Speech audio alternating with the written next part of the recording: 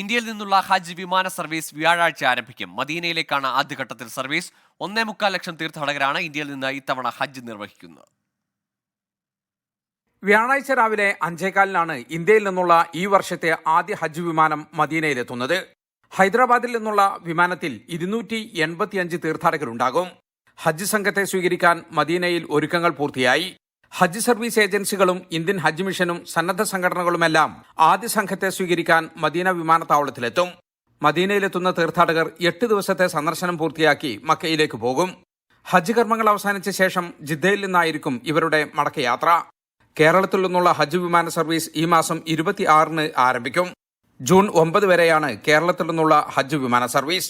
കേരളത്തിൽ നിന്ന് കരിപ്പൂർ, കൊച്ചി, കണ്ണൂർ വിമാനത്താവളങ്ങളിൽ നിന്ന് ഇത്തവണ ഹജ്ജ് വിമാന സർവീസുകളുണ്ട്. 18,019 തീർത്ഥാടകർക്കാണ് സംസ്ഥാന ഹജ്ജ് കമ്മിറ്റി വഴി ഈ വർഷം ഇതുവരെ അവസരം ലഭിച്ചിരിക്കുന്നത്. ആദ്യമായാണ് ഇത്രയധികം തീർത്ഥാടകർക്ക് ഹജ്ജ് കമ്മിറ്റി വഴി അവസരം ലഭിക്കുന്നത്. ജലീൽ കണമംഗലം, 24 ജിദ്ദ.